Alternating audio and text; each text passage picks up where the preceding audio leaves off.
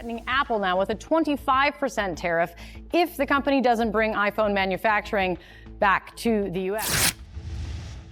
Because the cost of labor is just so much higher in the United States. A Wedbush analyst, Dan Ives, he estimates that this would cost iPhones. It would increase the price of an iPhone to $3,500 if the iPhone had to be made in the United States. Ives put out a note earlier where he said, "We believe the concept of Apple producing iPhones in the US is a fairy tale that is not feasible." That essentially he wrote, quote, "I have long ago informed Tim Cook of Apple that I expect their iPhones that will be sold in the United States of America." He went on to say that if they do not do that, they will be paying a tariff of at least 25%. iPhone prices could triple, soaring from $1,000 to $3,500. All because of a looming 25% tariff threat from the US government targeting Apple. Is this realistic, and what would the impact be? The 25% tariff and its impact on iPhone prices. Did you know? The current iPhone price is about $1,000. But if the 25% tariff threatened by Donald Trump is imposed, the price could soar to as much as $3,500, 3 times more expensive. It sounds unbelievable, but economists warn this is a real possibility. Moving Apple's entire production back to the US isn't a quick fix. It could take 5 to 10 years at least. More importantly, labor costs in the US are many times higher than in countries like China or India, driving product costs way up. So, this isn't about new technology or innovation. It's simply about skyrocketing production costs. And consumers, that means us, will have to pay much more. What do you think about that price? Will the iPhone still be worth the money as it used to be? Apple's strategy and the global reality. Apple didn't just sit back and accept the damage. They quickly took smart steps to avoid a direct hit from high tariffs. A large portion of iPhone production for the US market has shifted to India, where labor costs are much lower than in the US. This helps Apple keep iPhone prices relatively stable, avoiding sudden spikes. But here's the catch. The US government insists Apple manufacture in America with the noble goal of creating domestic jobs. Sounds reasonable, right? But the reality is far more complex.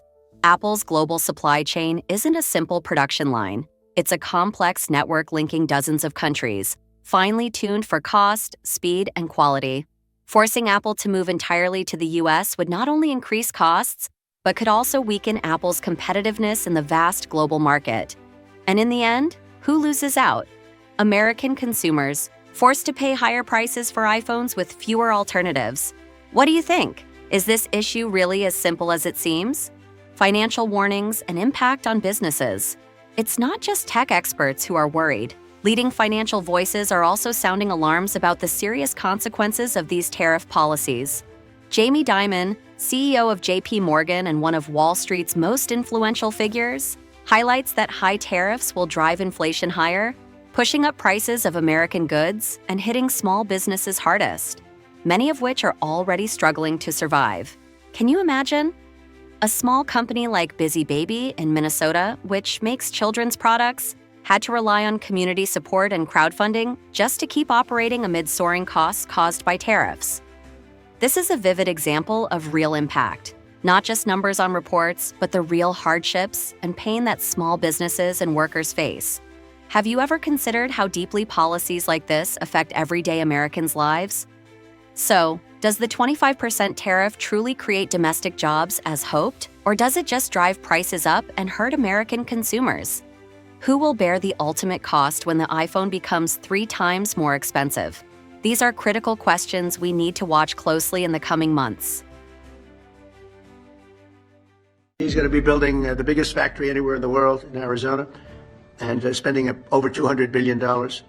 And we have Apple, as you know, is coming in. And I had a little problem with Tim Cook yesterday. I said to him, "Tim, you're my friend. I treated you very good. You're coming in with $500 billion, but now I hear you're building all over India. I don't want you building in India. You can build in India if you want to take care of India, because India is one of the highest tariff nations in the world. It's very hard to sell into India. And they've offered us a deal where basically they're willing to literally charge us no tariff." Did you know Apple made over $400 billion in revenue in 2024? They invested more than $20 billion into manufacturing in India. Every year, about 36 million iPhones from India are exported to the US, their biggest market. Make America great again. Sounds amazing, doesn't it? Who wouldn't want a strong America with plenty of jobs and a booming economy? Trump wants Apple and others to make their products in the USA, creating millions of American jobs and boosting the economy. But here's the catch. Moving all factories from India back to the US? Not so simple. Labor costs in America are 5 to 7 times higher than in India or Vietnam. And running factories, electricity, infrastructure, that adds up fast. So that $1,000 iPhone, if made in the US, it could cost $3,500, triple the price. Who can afford that? Would you pay 3 times more? Plus, setting up new factories or expanding existing ones takes years and billions of dollars, not an overnight fix. Many skilled workers and suppliers are already integrated overseas, making the supply chain complex and hard to relocate. And don't forget, global competition means if prices soar, consumers might turn to cheaper alternatives or delay upgrades. So while MAGA sounds great on paper, the reality of reshoring manufacturing is a massive economic puzzle. It's a delicate balance between patriotism, cost, and practicality, one that companies like Apple must navigate carefully. Reports from 2025 show producing one iPhone in the US costs about $3,500. In India, the cost is only about 40% of that, around $1,400. Apple invested over $20 billion in Indian factories, producing 36 million iPhones yearly, mainly exported to the US. Lower costs help Apple keep prices competitive and profits stable. Do you think Apple would ignore such an advantage for political reasons? No way. Every dollar counts. India is no minor player. The government's Make in India initiative offers tax breaks, investment perks, and improved infrastructure to attract giants like Apple, Samsung, and Microsoft. It's a big welcome for long-term investors creating real value. With a young, low-cost workforce, India is a crucial part of the global supply chain. This strengthens the economic partnership between the US and India, with benefits beyond money into geopolitics. See the huge potential?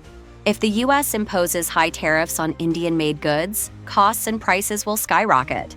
Companies and consumers will feel the pinch. In 2025, the US Commerce Department considered tariffs on some Indian imports. Apple and others must rethink. Should they move production again, maybe to Vietnam or Mexico? Or raise prices and risk losing customers? Global supply chains are a giant chessboard. One wrong move shakes everything. Trump asked big retailers like Walmart not to raise prices, but controlling that is tough. Yale's Budget Lab found consumer electronics prices rose 4.5% on average in 2025 due to import cost hikes. Imagine your favorite iPhone or laptop costing hundreds more. That hits your wallet, your shopping list, your budget. People switch to cheaper options or delay upgrades. This isn't just Apple's problem. It's a market shift. Protecting American jobs while leveraging the global market is a huge challenge.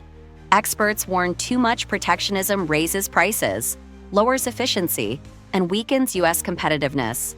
Meanwhile, diverse global supply chains reduce risks and keep goods flowing.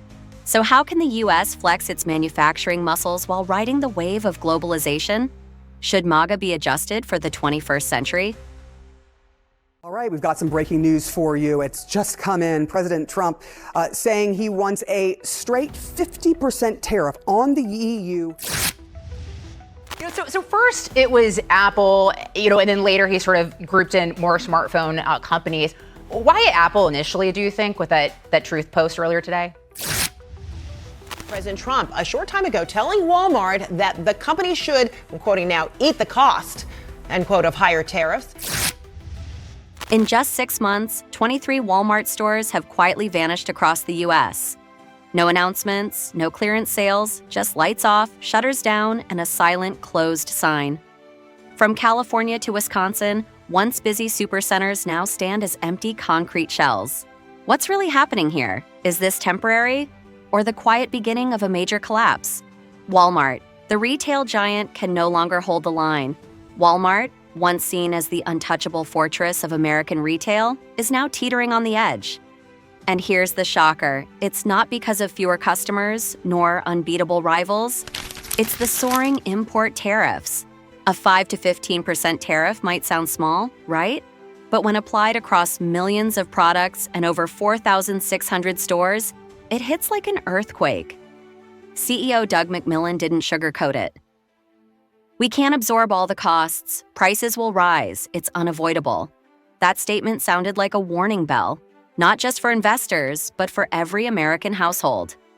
Higher prices mean fewer shoppers, lighter carts, and Walmart? They've been forced to quietly overhaul their supply chain, cut longtime suppliers, and scramble for cheaper alternatives just to keep shelves from going empty. They have no other choice. A $300 billion empire now fighting for every cent of profit. This isn't just a corporate shakeup, it's a crystal clear sign of an economy being strangled. Apple and Ross, two worlds, one shared shock. Apple faces an ultimatum: relocate production to the US or pay a 25% tariff. That means iPhones could rise by over $200, or Apple could lose billions in profit. The response was swift, scaling back physical stores, boosting online sales, and rushing negotiations with India and Mexico.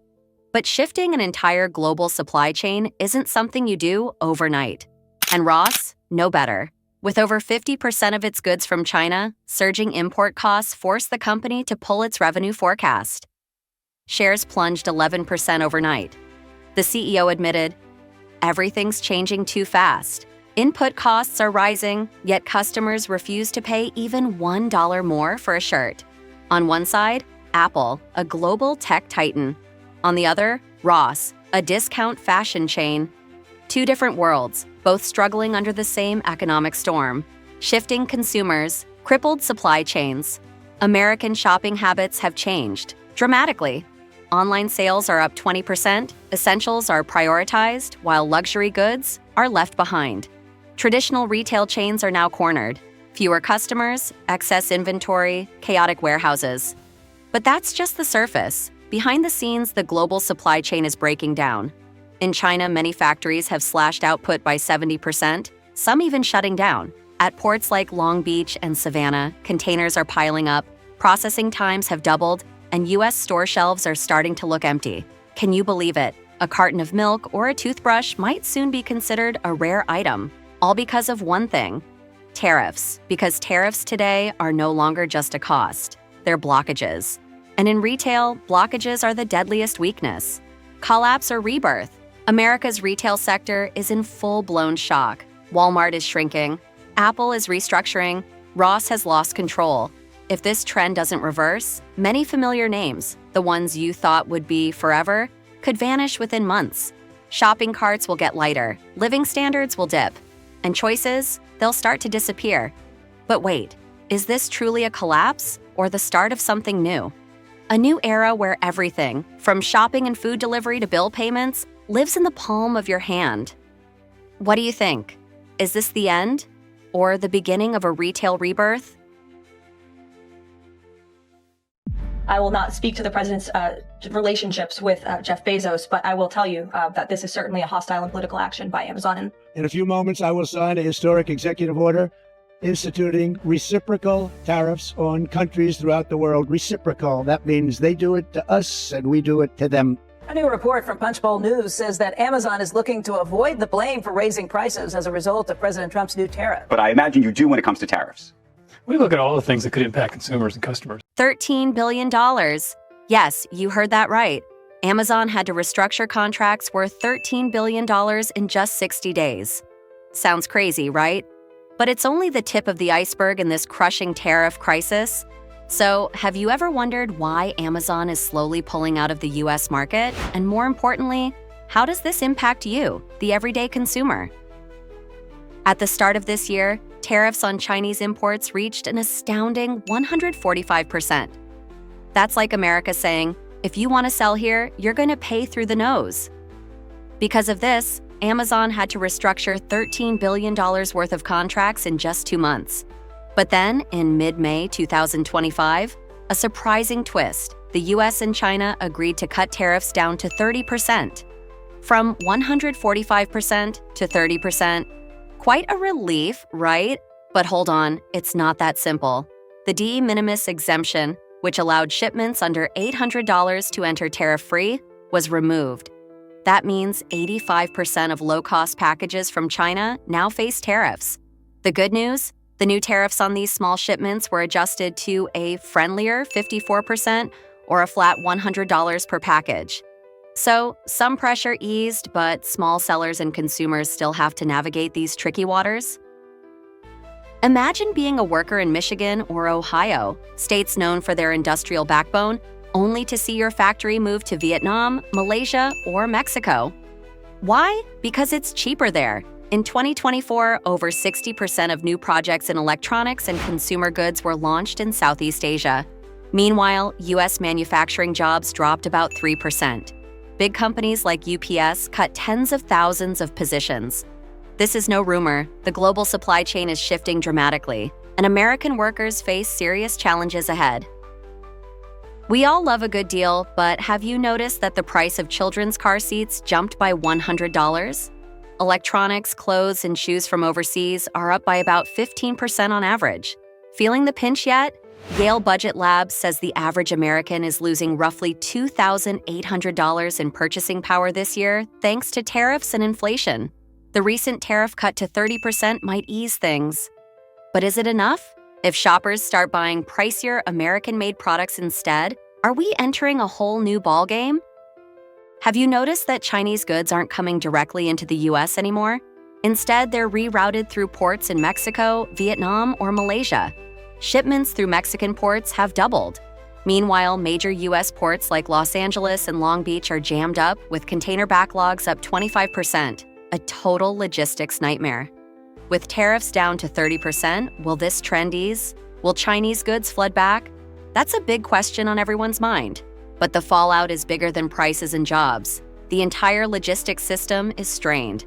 Over 10,000 U.S. port workers have been laid off in just 6 months. Consumers face higher prices and fewer choices.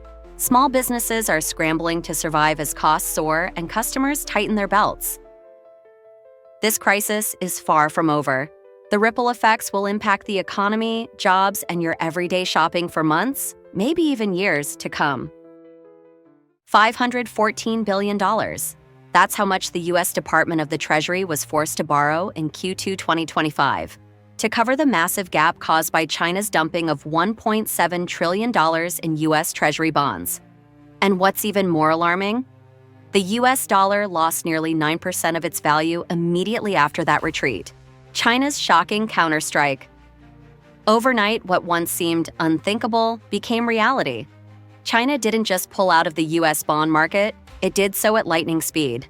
Roughly $1.7 trillion in Treasury bonds were dumped in quick succession. This came immediately after the U.S. government ordered banking giants, J.P. Morgan and Bank of America, to withdraw from a $5 billion IPO of a leading Chinese EV battery company. The reason? National security concerns and Beijing's rapid rise in strategic technology. But the price? Too high. In just 1 quarter, the Treasury Department had to boost its borrowing plan to a record $514 billion, more than 4 times the original forecast. This is no longer a story of 2 economies. It's a full-fledged financial war. The domino effect: dollar drops, interest rates.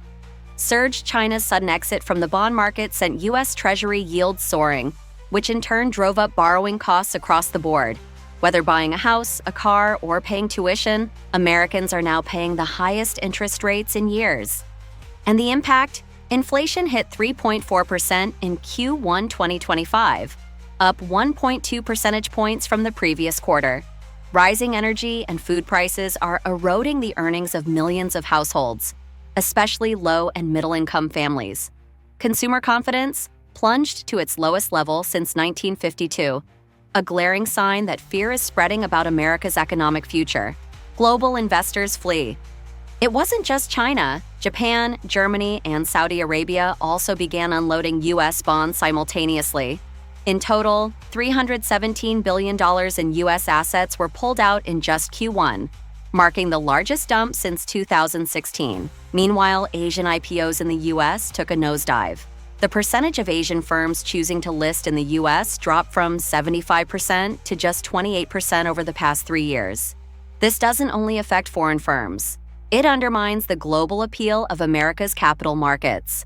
At the same time, the U.S. Congress ordered giant investment firms like BlackRock and Vanguard to divest $812 billion from over 220 Chinese companies, fueling a growing sense of financial instability. China and BRICS restructure the global financial system. As the U.S. uses financial tools to exert pressure, China isn't sitting idle. Beijing has accelerated its de-dollarization strategy through several bold moves, reducing its U.S. bond holdings to $759 billion, the lowest in 9 years. Boosting its gold reserves to 2,292 tons, equivalent to 6.5% of its total FX reserves. Investing more in BRICS internal bonds and yuan-denominated assets. But that's not all. China announced it would launch its own national credit rating system by 2026, aimed at breaking away from Western agencies like Moody's and Fitch. Simultaneously, the BRICS alliance is expanding its payment system, BRICS Pay, enabling cross-border trade in local currencies. In just Q1 2025, it processed $56.4 billion in transactions, with nearly half conducted. Will the U.S. revise its policies? Will it dial back financial weaponization to keep allies close? Or will it double down, while the rest of the world quietly shifts toward a new financial order where the dollar is no longer central? The answer won't come from fiery speeches. It will be revealed through real policies, interest rate decisions, investment rules, and how America handles its strategic partners. Because every passing minute, every signal sent, is another dollar, another job, another American savings account being wagered in this unprecedented financial conflict. Over 1,500 John Deere workers in the U.S. lost their jobs within weeks. Thousands of parts are blocked due to Canada's tightened export policies, crippling the supply chain during peak season. John Deere, an American agricultural icon, is facing a serious crisis. Do you think this will impact the entire U.S.? Canada tightens exports, triggering John Deere and farmer crisis. John Deere, the steadfast symbol of American agriculture, is facing an unprecedented crisis. Did you know that in just a few weeks, thousands of workers at U.S. plants have lost their jobs? All because of one move by Canada, tightening exports of critical parts and nearly paralyzing John Deere's long-standing supply chain. What's remarkable is that Canada didn't need threats or loud protests. They simply tweaked a small clause in export regulations. Yet that tiny change created massive barriers. Factories from Iowa to Nebraska had to halt operations, with workers left watching silent machinery unable to run. Can you imagine bustling showrooms once filled with green and yellow tractors suddenly going empty? John Deere dealers face severe parts shortages, and farmers, right in the middle of harvest, struggle with broken equipment they can't fix in time. Harvests are disrupted, yields drop, and the livelihoods of millions of American farmers are shaken. Hard to believe, isn't it? Widespread socioeconomic impact and government response.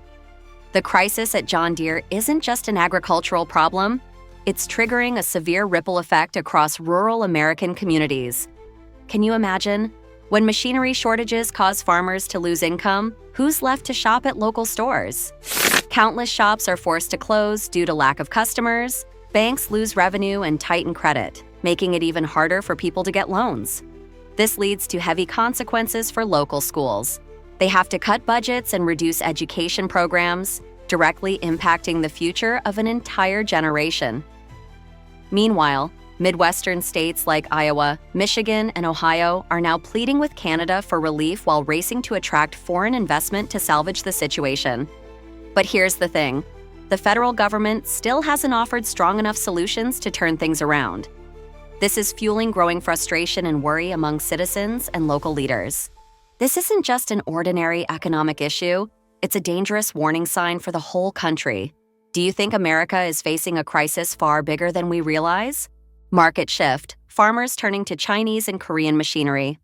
An unexpected turning point. Many John Deere dealers have started importing machinery from China and South Korea to keep their operations running. Brands once viewed as foreign outsiders are now gradually capturing the rural American market. Companies like BYD, NIO, and Hyundai are seizing this opportunity to rapidly expand their market share. Do you think this shift is just a temporary alternative? Or will it completely reshape the American agricultural landscape? As farmers are forced to choose for survival, this could mark a major turning point, signaling a permanent change. This shift isn't merely a short-term substitution, it's deeply transforming long-held habits and trust among American farmers, heralding a new era in the highly competitive and dynamic agricultural machinery market. Strategic warning, a lesson on economic power and the future of U.S. manufacturing. The John Deere paralysis isn't just an economic incident. It's a stark warning about the economic power wielded by neighboring countries. With a small policy change, Canada has pushed an American manufacturing icon to the brink of collapse. This serves as a reminder that the U.S. must restructure its supply chains and manufacturing strategies if it wants to maintain its global leadership. John Deere. Workers, farmers, and American agriculture stand at a historic crossroads. What do you think? Can the U.S. adapt and revive, or will it lose much of its position in global agriculture? Did you know that tariffs imposed by the Trump administration caused Amazon to lose over $13 billion in profits over just 3 years? Yes, that number sounds shocking, doesn't it? But is it entirely accurate? And what really happened behind the scenes when this e-commerce giant decided to pull out of the United States?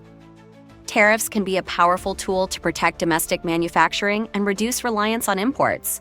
However, when rates reach as high as 145% on Chinese goods, plus an additional 10% on many other products, it becomes a sharp blade that can cut into profits and raise prices for consumers. Amazon imports roughly 70% of its goods from China, so the rising costs hit them hard. And who ends up paying for that? Exactly, the consumers. Higher prices mean lower purchasing power, which negatively affects domestic consumption. Amazon even planned to disclose the price hikes caused by tariffs, aiming for transparency. But the White House opposed this move, forcing Amazon to keep it quiet. This shows the tension between protectionism and transparency in a market economy. Quite an irony, isn't it? Global supply chains are complex networks optimized for low costs and fast delivery. But high tariffs and new rules, like removing duty exemptions for low-value goods, have shattered that balance.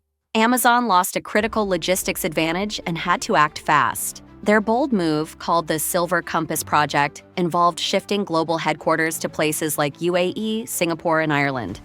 They're swimming out to deeper waters to preserve profits and remain competitive in a volatile trade policy environment. This shows that tariffs don't just raise prices, they reshape the global economic map as major players relocate to adapt. These shifts also mean jobs and investments are moving away from traditional hubs, creating new economic centers in regions with more favorable trade conditions. Amazon's strategy reflects a broader trend where companies seek stability and predictability amid trade tensions. This constant adaptation is now a necessity for survival in a world of uncertain policies. Ultimately, the global supply chain landscape is being redrawn, with long-lasting effects on international commerce. Seattle, once the booming home base of Amazon's growth, is now feeling the ripple effects. As news of Amazon's exit broke, its stock plunged, housing demand dropped, dragging real estate values down. Small businesses dependent on Amazon employees' spending saw sales fall, facing closures or layoffs. Municipal tax revenues dropped, putting pressure on funding for infrastructure and public services. Thousands of workers now face uncertainty. They must decide whether to relocate or search for new jobs in a shifting market. It's a tough lesson on the risks of urban development relying too heavily on just a few corporate giants.